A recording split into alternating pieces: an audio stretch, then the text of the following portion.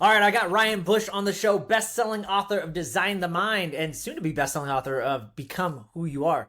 Ryan, welcome to the show, brother. Thanks, Joel. I'm happy to be here. All right, let's start things off right away. You invented a term called psychotecture, which is kind of like biohacking the mind. I'm obviously a big biohacker and health nut. What the heck do you mean by this? You talk about this concept, psychotecture, or like biohacking the mind. I'm a big biohacker, a big health nut. What the heck do you mean by psychotecture? Yeah, so psychotecture is a term I coined in my first book. The subtitle of the book is called The Principles of Psychotecture. And so I had always had this vision of like a space, a community, a movement that kind of treated the mind the same way that we see in like fitness and nutrition nuts, where you're kind of optimizing all the nuts and bolts and trying to find ways to just make improvements. It's not deficiency or illness focused like we see in a lot of mental health space, where it's this very serious, sterile thing. It's very focused on positive growth and optimization. I've compared it to like trying to build a developers community, like software developers, where we've got forums and people saying, how do I make this tweak to this emotion or change this belief or habit? And I've kind of built a community around that online already. But essentially, psychotecture is about going into the individual psychological habits in your mind, whether that's your beliefs, your emotional reactions, your behaviors, and saying, how can I tweak and optimize this experience I'm having? How can I change the individual algorithms, the input-output relationships in my mind, and design and change that so it works with me instead of against me? And so that's what I really explore throughout my work, but particularly in that first book, Designing the Mind. Gotcha. In your latest book, you talk about happiness a lot, and there's actually like this formula you talk about happiness. What do you think, after doing all your research and bringing in all the different works of art, Seligman and Nietzsche and all these people, what have you dissolved or distilled down? Like this is the equation. All right. So here's the way I introduce it to start. If you imagine there's a chessboard sitting in front of you, and this two-dimensional chessboard has kind of these two axes. One is pleasure and pain, the kind of x-axis, and one is loss and gain, the y-axis. So what I argue is that essentially this is the map that most of us are using to navigate our lives and our happiness. We're trying to, get some pleasure here, sacrifice pleasure to make some long-term gain in our circumstances there. And it's all this kind of balance of these simple factors. Now, this is great a lot of the time, but sometimes we find problems with it. We'll have something that happens in our lives that looks like a total gain on paper, and yet we don't feel any happier. And we kind of shrug and say, why didn't that work? Or we'll have this loss that we think is going to ruin our lives, and we end up saying it's the best thing that ever happened to me. So if that was the right map for us to be navigating our lives with, you would think it would always map onto our experience, but very often it fails to do so. Lottery winners and paraplegics, for example, a year after their respective incidents, they've been found to have the same levels of happiness before. So clearly, having very good things happen to you in your life and your circumstances doesn't necessarily make you happy, and having seemingly bad things doesn't necessarily make you happy. So the question is, what is it? What makes us deeply fulfilled? What's that hidden factor? So if you imagine taking this chessboard and pulling mountains and valleys and basically turning it into a three-dimensional chessboard, this third dimension is what I argue is kind of hidden under the surface, pulling the strings of our happiness, even when we think the things that we're pursuing in our lives are really what's making us happy, right? And so the question is, what is this third dimension? What are the valleys? What are the mountains? And I use the term virtue for this, but virtue has this kind of outdated connotation. It comes across as this kind of preachy moral purity thing. The ancient Greeks used it in a much more colorful, interesting way. And in many ways, I think it refers to basically any signature strength that you have, any individual positive trait that you would admire in someone else. When you bring that out and you observe yourself taking these actions, bringing these strengths out into the world, that's when you actually climb up those mountains and get happier, right? And so we're constantly kind of going around thinking that these external things happening to us are really responsible for happiness when they're only really sort of a means to an end. And so sometimes we change our circumstances. I mean, you can win the lottery and then, use that wealth in a way that brings out more of your strengths, and it will make you happier. If you quit a mindless job and you become an angel investor or start an organization of your own, I mean, you could put yourself into a much better place in terms of bringing out your personal virtues and becoming a person you admire more yourself. Or you could also do the opposite and basically use that money to quit the job that was previously using your strengths. You could, throw all the money away on drugs and strippers and whatever, and essentially bring yourself down in this Z dimension. And you'd wonder, I had the best thing in the world happen to me. Why am I not happier? And so this three-dimensional map is the sort of the centerpiece of this argument I make. In this part 2 of the book, I explore the theory behind it, why our happiness works this way, everything from evolutionary psychology to neuroscience. But this is the new map that I essentially want to give people. I want them to be able to navigate their lives in 3 dimensions and see that, the things they're doing in their lives really are promoting deeper well-being beyond just external gain. Yeah, that was almost one of the concepts I thought I got from the book, and it was this idea of, okay, if we're not motivated by pain and pleasure, which there's some motivation there, obviously, or gain and loss, then it sounds like we should really be prioritizing virtues. So how the heck do we do that? How do we find good virtues that are like, oh, these are like the winning virtues. If we do these, most likely we will build that 3-dimensional model in a quote unquote what the world would say, hey, you're successful. Yeah. And it's important to note that we are very motivated by pleasure and gain, actually more so than this hidden dimension of virtue I'm talking about. And that's why it can be so tricky, is that these things are enticing, they are motivating, but they don't actually deliver like we often expect them to. And this is what really delivers. So we need to be paying very careful attention to it. Now, as for how to do it, I think there are a lot of ways to kind of break this down, a lot of exercises you can do to really get in touch with these strengths, these values that you have and admire in others, and how to integrate them into your life. So one of these is simply to observe the people that you admire most in your life, people around you, people in history, people in, fictional TV shows, whatever it is, creating a really extensive list of these people and writing down what specific traits do I admire most about these people, and getting that to a point where you can say, okay, this captures everything that I really care about. This is everything that I want to become myself and that I would admire myself for and be proud of. And taking this as a kind of starting point for what you're going to do next, what your next step in your life is.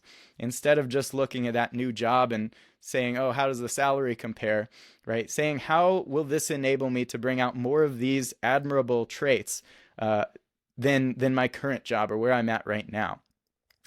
So that's one exercise you can do. Another, there are a lot of sort of strengths tests online. Martin Seligman's signature strength test is a really good one that will basically tell you, here are your top 5 signature strengths, right? And very often focusing on the things we're already good at, doubling down on that will pay off more than just focusing on our weaknesses or the things we're mediocre at. And so really identifying those things that you're already good at. You can do this also by asking people around you, people in your life who have known you since you were a kid, saying, what am I good at? What do you think I've always thrived at?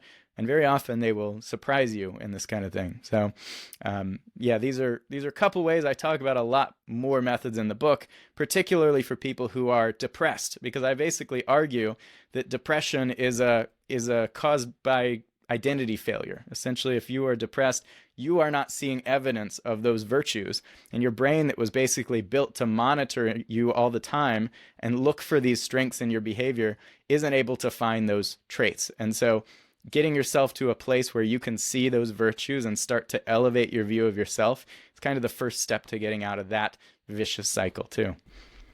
Yeah, you mentioned that this book is the opposite of depression. Were you someone that battled depression in the past, or what? I've seen you kind of mention that layer of depression and anxiety over and over again. Was that something that occurred in your life, and then using some of this model, did that help you? Yeah, so in some ways it was, kind of a battle with depression for me for over the course of about a year, that led me to this theory, because I had been kind of examining all these different puzzle pieces and trying to figure out how they fit together for like decades now, and they hadn't quite clicked together yet. And then I, had an experience where kind of for the first time in my life, my self-esteem started going down. My mood started getting lower. I started losing interest in the activities I had always been interested in. And I think I basically became mildly to moderately depressed. And it was only after coming out of this that I started to say, oh, this is how it works. This is how all these puzzle pieces fit together. I was at a place where my job had gradually transformed into this kind of monotonous job doing things I wasn't very good at. I started out doing really creative, kind of visionary design work, and it had gradually transformed into tedious engineering drafts that I was really bad at, frankly. I had, people in my life who were causing me to question some of my interpersonal virtues. I was dealing with like a neurodivergent diagnosis and further questioning these things. And it caused, for a period of maybe 9 months, for my view of myself to decline, my perception of my own virtues to get lower, and my mood went down just along with it like clockwork. And it allowed me to connect a lot of dots that, oh, depression isn't just a, serotonin deficiency or something like that. It very deeply relates to our view of ourselves and our own strengths. And the opposite of depression, I use the term that was used by the ancient Greeks, eudaimonia. Interestingly enough, 2,000 years ago, they had a very strong intuition themselves that the highest peak of well-being was deeply tied to virtue, and that they basically, all these philosophies from Aristotle to the Stoics to Plato, they all kind of agreed, like, the more virtue you bring into your behaviors, the happier you are. Even like, Socrates chose to be executed when he could have escaped because he didn't want to live a life where he didn't approve of himself and see himself demonstrating these traits. And so you can see this in a lot of these ancient thinkers, and it lines up very well with modern research. I mean, I have proposed that eudaimonia is the opposite end of the spectrum to clinical depression. We haven't really thought about it that way, but I think this mechanism in our brain that monitors us and kind of that self-critical monologue in your head is basically elevating and lowering your mood according to its evaluations of you. So you think for when it comes to depression, the root cause of depression is identity Yes. or Yes. And I lack of think, identity. Like I don't know who I really am, and so when I go out in the world, like I don't have a GPS, I don't know my coordinates, I don't know really where I'm going, I don't know how I'm being. I don't even know how to be my higher self because I don't even know what that is. Is that kind of right? yeah, that's a big part of it. I mean, I think if you just don't have a strong sense of identity, you might become like mildly depressed. But what we see in people who are severely depressed is that they have a very strong negative identity. So they often see themselves as incompetent, unlovable, worthless. Of course, it's this very distorted belief system, but pretty much invariably, people who are depressed have a broken identity. They have a very negative view of themselves. And I think we find the opposite in people who are deeply fulfilled. They have a very positive view of themselves, not a narcissistic, overly kind of self-oriented view, but they, if you ask them, they will tell you they have a very positive view of their own strengths. They're bringing them out every day in their lives, right? This is a kind of a core distinction that I think we need to be focusing on more. Cognitive behavioral therapy basically says if you can change the beliefs behind your emotions, you'll change the emotions along with them. And I think this is partly right. I also think sometimes our beliefs are right, and it's our behaviors that aren't lining up with our ideals. So a lot of times when people are depressed, they get trapped in this vicious cycle where they're not motivated, so they aren't leaving the house and doing things. As a result, they're not giving their brain evidence that they really are good at these things, and that's dropping their mood and their motivation further. And so finding a way to take those behaviors that make you proud of yourself, even little by little, to sort of climb your way out of that vicious cycle is one of the best ways of doing it. And that's called behavioral activation in CBT. Gotcha.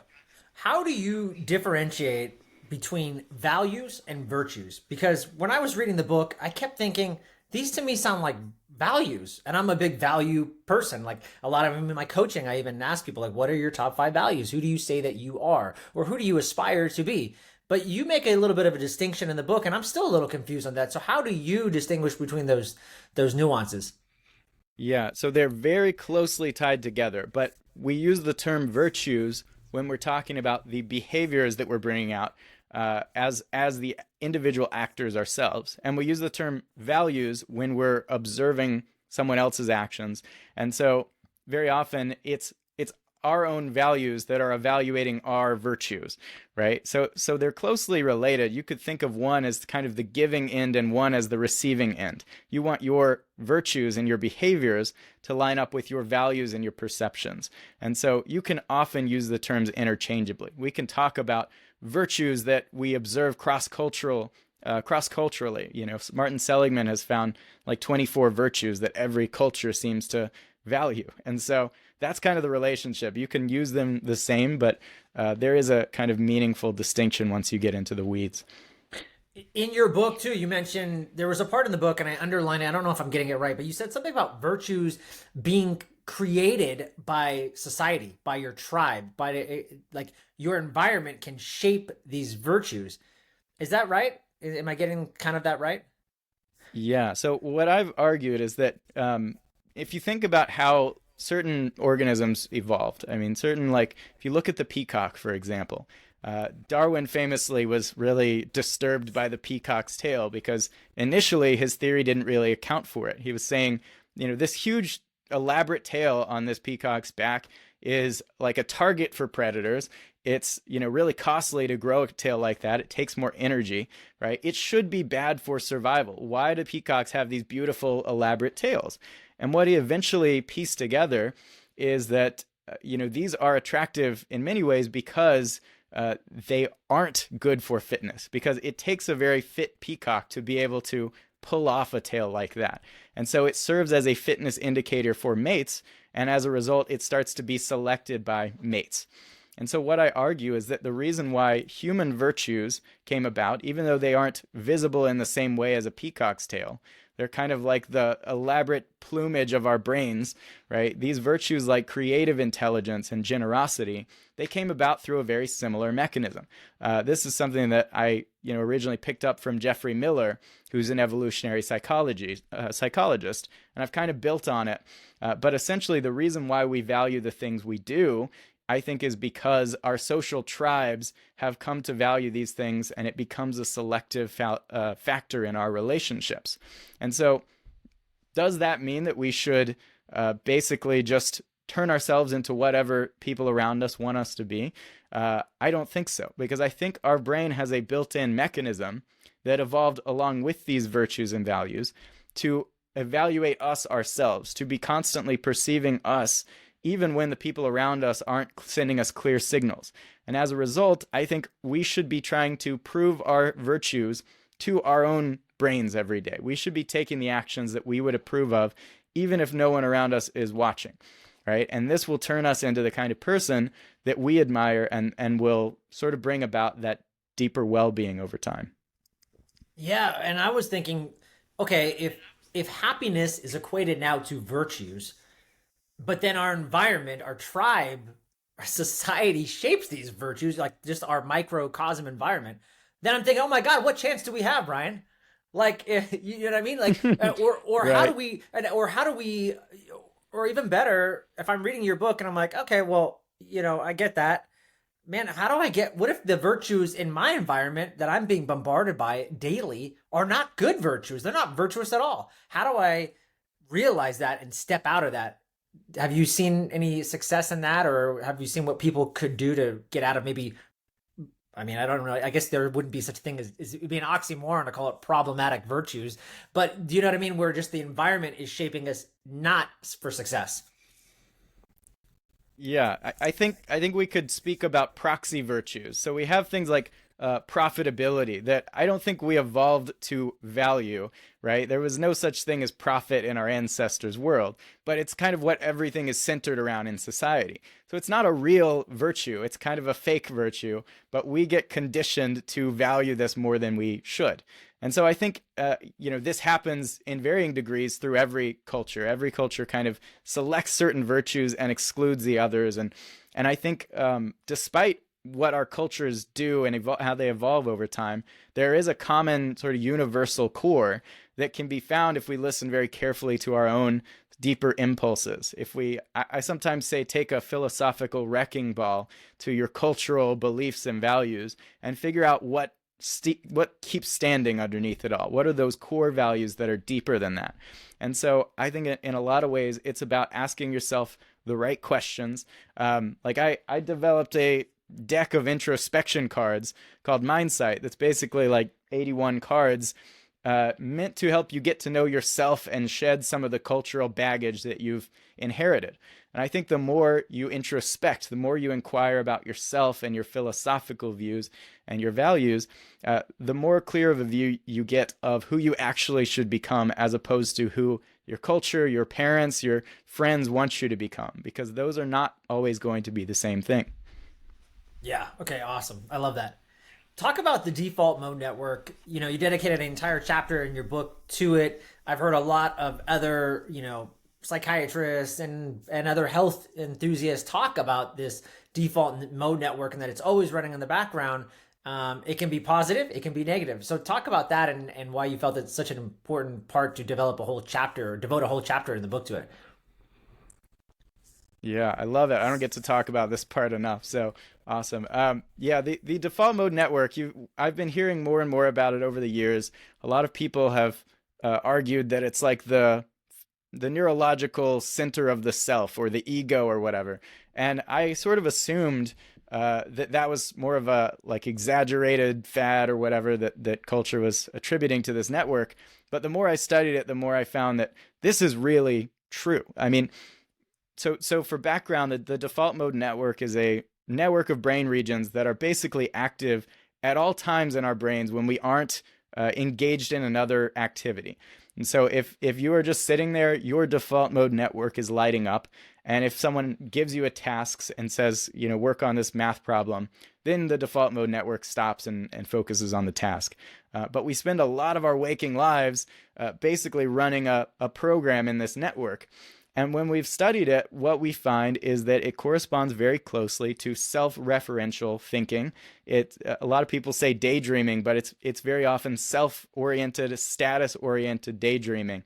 We're thinking about ourselves, how we line up to our values, how other people perceive us, right? And ultimately, I think this is what maps onto that self-critical monologue that a lot of people have going in their minds, constantly criticizing themselves and saying you're not good enough. I think this is what the default mode network is doing, to constantly evaluate us, constantly look at those traits that we admire, those virtues, and say, how are you stacking up? Okay, and so this can be a very bad thing. And we see that people who are depressed have a really distorted kind of activity and functional connectivity in the default mode network. We see that people who meditate religiously, they have a very quieted activity in the default mode network. And psychedelics like psilocybin seem to disrupt activity and change connections in this network. So there's something very interesting going on in this network. And I've come to the conclusion that this is the source of a mechanism in our brain. You could call it the ego in spiritual circles. You could call it, the sociometer, which has been proposed by evolutionary psychologists as a mechanism for self-esteem.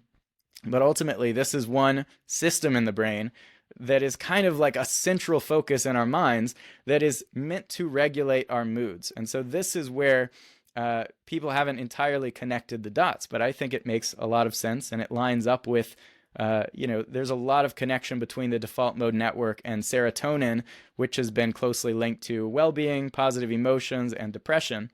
And so really, I think what the default mode network is doing is it's observing us, it's observing our behaviors, and it's saying, how socially approvable are we?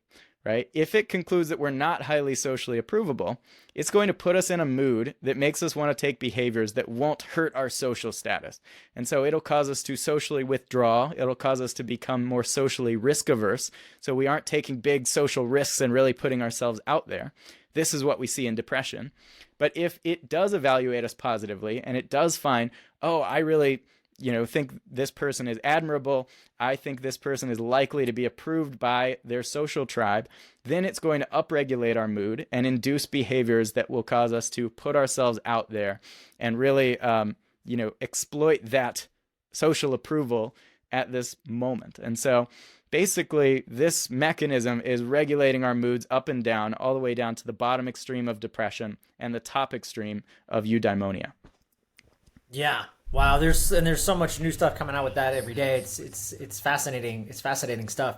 I was thinking, you wrote in the book, and this kind of ties in with the default mode network, because you're talking about this approval of self, right? And when we have this approval of ourselves, then we show up in the world better, happier, let's say, right? Not depressed. But in the book, you talk about in the self-appraisal systems and how a lot of us have done this through maybe mantras, affirmations. And you said that's not the way to go, because that, you said, will send ourselves the message that our values and strengths don't matter. Talk about that, because I know a lot of people, including myself, who have done affirmations and I am successful, I am wealthy, I am this, or other mantras. There's obviously TM, they use mantras, which is a little bit different. But talk about why you think like that's an absolute way for people to fail if they're trying to become more successful, achieve more, or just be happy. Your self-approval is linked to your actions and the traits that you are taking at any given time, right? Just telling yourself that you are good at something, that you're likable, that you're competent, in and of itself, that doesn't change your actual behaviors. So you're sort of trying to distort your own view of yourself. And I think your brain is a little smarter than this. I think a part of your brain knows that you're doing that you didn't really earn that self-approval. And this is a lot of what's been found. Back in the 90s, self-esteem was all the rage, right? All the schools and programs were trying to find a way to inflate children's self-esteem. And while self-esteem is crucial, what we find is that it really has to be earned. If you just say nice things to people and tell them they're the best, or tell yourself that you're the best, a part of your brain doesn't really buy it. And so it doesn't actually increase all these positive outcomes. It doesn't actually increase happiness. If you aren't really demonstrating those strengths in your life, in your actions, you're not really going to be able to trick your brain. And so I think there could be a place. The evidence is a little shaky on affirmations, but I think there could be a place for just giving yourself that initial confidence that will then cause you to go out there and actually do things, which will then increase your self-esteem and well-being. But just by itself, telling yourself, I am really creative, even though you aren't doing anything creative in your life every day, I don't think that's going to do a whole lot. And so I think it's the wrong approach to focus on affirmations and just telling yourself words. And the right approach is to go out and prove it to yourself as much a part of your daily schedule as you can. It sounds like you're saying action is the antidote. Absolutely. Yeah. And there's a lot of, Goethe has a great quote in the book, which is like, if you want to, prove yourself, never by words, but by actions, never by thoughts, but by actions. And there's a lot of evidence for this too. In cognitive behavioral therapy, there's more support for the idea that creating this daily activity schedule and building more of this virtue into your life is more effective than just thinking and changing your thoughts. It's best to do them in tandem. It's best to correct cognitive distortions and go out there and take action. But there's a lot of support for just this behavioral activation component and actually proving it to yourself instead of just thinking about it and talking about it. So absolutely. Yeah. Action. Love that. Talk about best advice for self-becoming. This whole book is about becoming who you are. And I think a lot of us, I'm 41, and a lot of us go through the midlife crisis, and, there's identity, back to identity. We are always asking ourselves, like, who am I? Am I really living my true purpose? You start asking yourself these questions, the, again, quote unquote, midlife crisis.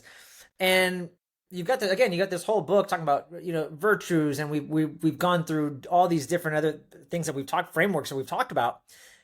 But so, what do you think then? What's the key, or people need to start getting in action right now if they're asking themselves, "Who am I, and who do I want to become?" What's your advice? Yeah, so if we're looking at sort of the midlife crisis range, you're maybe not at the bottom, you're not super depressed, but you are a little lost and you're not sure what to go next. I encourage people to focus on their virtue portfolio and their virtue domains. So what this means is your portfolio it's kind of like, investment. You have these virtues that you have sort of proven to yourself throughout your life. I'm really good at these things. You want to craft this portfolio and find a way to maximize it. And so you'll very often find that you could even monitor like your own virtues and how much you're bringing them out in your life on like a stock chart and see that your overall well-being corresponds. When you're getting less happy, it's like a market crash where your virtues aren't coming out, and when you're really happy, it's like a boom. And so crafting and nurturing this portfolio and making it a major part of how you make decisions in your life is a huge part of this. Figuring out what you're really good at and what you admire, and saying, how can I bring this into my work, my relationships, my communities, right? This is what I call virtue domains. And so very often work is one of these. We can bring certain traits into our work. I personally really pride myself on ingenuity, creativity, and rationality. And a lot of these come out primarily through my work. But I also pride myself on my charm and sense of humor and love and these things, and that comes out in my relationships. If you are missing one of these core domains, you're missing a huge opportunity to bring out a lot of those strengths. Now, what I have done in the last few years is kind of a step beyond that, which is I went from having a job that allowed me to bring out some of these traits and relationships and communities to building a business where I basically asked myself, how can I combine all 12 of these things that I'm good at and passionate about? And I built Designing the Mind, wrote this book that kicked off this whole community essentially. And it's provided me with the ultimate vessel for bringing out these things I'm good at every day. And so asking yourself, not only how can I, take actions every day that will bring out all these, 10, 20 different virtues, saying, how can I combine them into one place? And when you identify that way of combining them, it will just feel like magical. It'll feel like this is what I have to do. This is what I was meant to do. And that is one of the ultimate vessels for bringing out those strengths. So if you can come up with a way, whether it's starting a business or an organization or something like that, to bring it all together, that is a beautiful thing. And it's all too rare in this world. Very few people are able to find a place where they're able to combine everything that they're good at. When I think about the Mindform is the kind of community I've built around all this. The anti-Mindform would be me having to like play basketball and like make small talk with people all day. And that would be terrible. Like it's not just that we are bad at things across the board, even though sometimes we feel that way. It's that we haven't crafted that our lives to channel our strengths and minimize our weaknesses. And so that's one of the things I advise. If you're in that midlife crisis, you're not miserable, but you're not super deeply fulfilled either. Ask yourself how you can build that vessel in your life. Yeah, that's really interesting. I like that, and that's kind of the idea. Like you just said, it's like, if here's my perfect life, and I if I could dream of whatever that might look like, what are the values, what are the virtues that I would be embodying on a daily basis? You start writing them down, you get some clarity there. It's like, oh, then it's going to lead you. The more you can be in, I don't know. And I'm actually curious for you, when you think of virtues, do you try to keep it to about 5 virtues, or does, because imagine you have like 10 different virtues and you're like, oh man, I there's a lot of buckets that I'm trying to live up to in my life. That's a lot. Or do you try to kind of keep it to 3 to 5, or what do you think? There are a lot of different ways you could do it. I would say don't put all your eggs in one basket. Don't just have one virtue, because then, if something happens to affect your ability to bring that out, that's your whole portfolio is crashing, right? And so it's good to diversify. 3 to 5 is great. I'm not saying you can't bring in 10 or 15, but kind of work your way up gradually. See if you can put a few of them together and get a really robust foundation for it. But I like to emphasize that, virtues aren't just sort of moral virtues. I think it includes that, but your creativity, your sense of humor, basically anything that people admire about others and say that's a good trait to have, that's something you can include. And Nietzsche actually said, if you have a virtue, that's your virtue and no one else's. And so these really may be as unique as our fingerprints, right? We may all have our own combination of strengths that are slightly different from anyone else on the planet.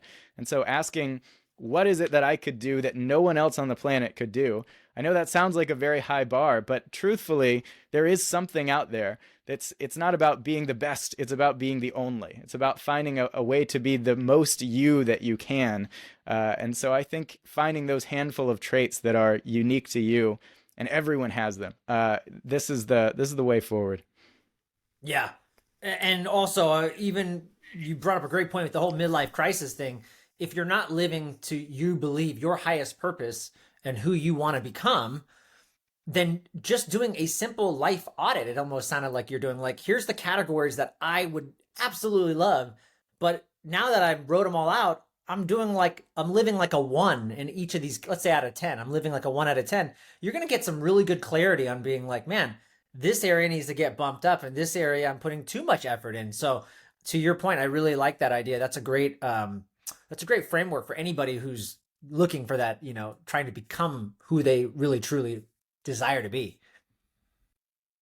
Yeah, and it's tempting to ignore this sometimes. We can find ourselves in golden handcuffs where we're in a cushy, comfortable job, and we're getting paid well, we're comfortable, we're not being challenged. Our brains get lazy. We try to sort of lock ourselves into these spaces, but you are absolutely going to be more fulfilled if you break out of that comfortable thing and find a way to sort of follow this internal compass, even though, yeah, it's hard. And it's hard when society tells you like you're doing what society approves of, but ultimately it's not what you yourself approve of. And that, I think, is a big part of this midlife crisis thing. I think, it's not something that happens to everyone in the middle of their life, but if you aren't living the way that you are proud of, and you've just modeled a life that's sort of good on paper according to society, but doesn't connect to your ideals, then you might have a crisis. And I think that could be a really great thing for you long term if you do have that crisis in that scenario.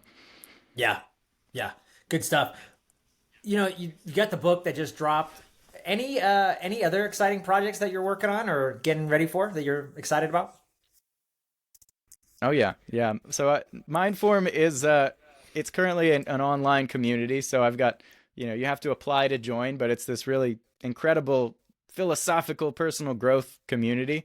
But I want to do much bigger things with Mindform. I'm working on designing really custom software that will be almost like a Duolingo for the mind, in terms of like a gamified training experience that'll teach you how to use these tools. I want to build brick and mortar Mindform centers at some point where you almost have like the mental equivalent of a fitness gym you can be a member of. So I've got very big projects after this. But a big part of what this book launch is hopefully going to do is enable a lot of this stuff and bring in a bigger audience. And so can make some really interesting things happen through that. But I've always got lots of projects on this front. And I've just in the last 3 years, it's kind of amazing to me, but I've written 2.5 books, 2 online programs, 2 physical products, and a membership community. So we're doing big things fast. Would love to have any of your listeners join on board if it sounds like something they're into. Yeah, no, it's been really neat to just see your growth in the last, like you said, 2 years. You've put out a lot, and a lot of people are receptive. They're into it, and that's exciting. You're creating a movement, man. So it's really neat. I wanted to wrap. Yeah, that's the goal. Yeah, I wanted to wrap some things up and just ask you a couple final round questions. But before I do, just anything that I didn't ask you that you wish I had. No, this has been a really great conversation. We covered a lot of ground here, so I like it. Yeah, awesome. I mean, I'm a big reader, man. I'm curious for you. Obviously, you are too. I mean, you just look at all the references you put in your books. If there were like a top 1 to 3 books that had a huge impact on your life, what would you tell people? Go out and read these books. It'll probably change your life. That is tough. I actually have three right here. Um, One of them is Marcus Aurelius Meditations, incredible tools for, improving your thinking and your emotions. I've got the Tao Te Ching, Lao Tzu from, ancient Taoism, very valuable. I've got some Nietzsche, Beyond Good and Evil.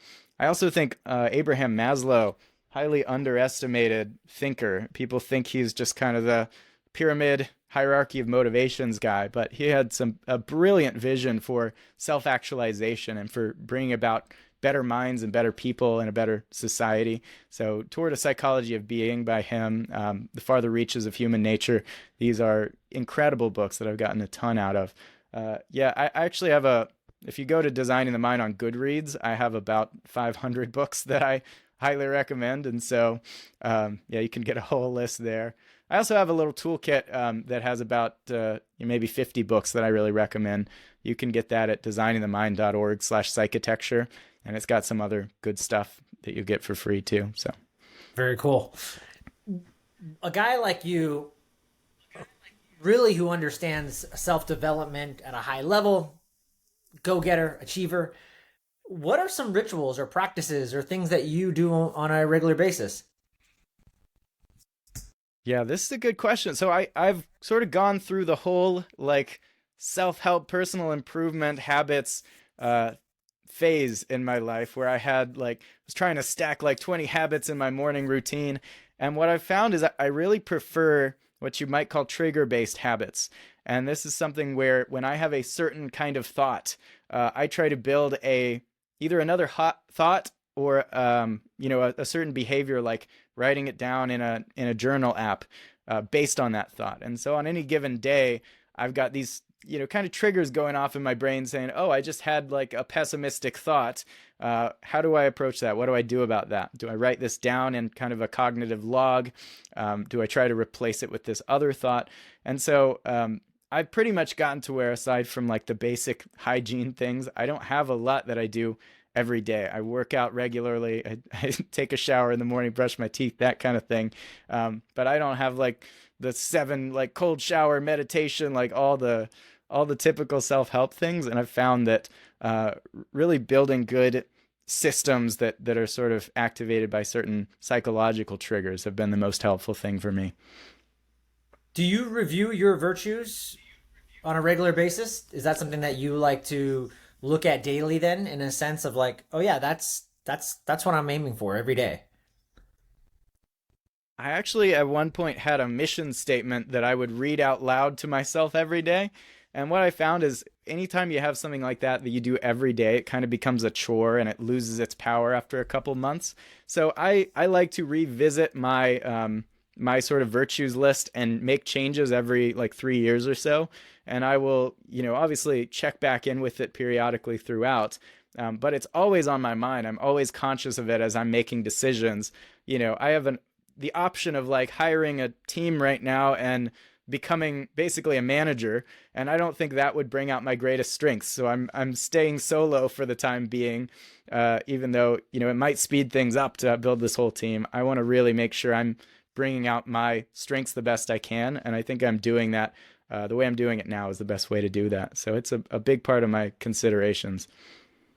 Yeah, I love that insight, because so often that's all we're hearing right now is go, go, go, do more cold plunges, do more gratitude journaling, then you'll be successful. And so it's always neat to see how other high performers are doing things and saying, listen, you can be just as successful or do whatever. You don't need to do that. So I really value just that insight that and kind of your path too, because I go down the self-development path myself and just go, go, go. And oh, this is the new thing I got to add. Now my morning habit's taking me 2 hours. It used to only take me 1. So it's Exactly. nice. Yeah, it's nice to hear that what other people are doing. That's why I asked that question. Man, amazing stuff, Ryan. Everything that you're up to, really excited. Last but not least, just kind of share with everybody where they can find you, connect with you, learn more about what you're doing. Yeah, so that designingthemind.org/psychotecture is a great link to go to get a couple free books and join the email list. I send out a Psychotect email every Saturday, so it's a great place to go. But also the new book will be available for pre-order very soon, probably by the time this airs, and you'll be able to find that pretty much anywhere online, possibly in bookstores, and I've got a bunch of like bonus stuff I'll give you if you pre-order. So be sure to send me that receipt if you do, and I'll get you a lot of good stuff. Awesome stuff. Ryan Bush with the author of Become Who You Are. Appreciate you, brother. Thanks for being on the show. Thanks for having me. Great conversation.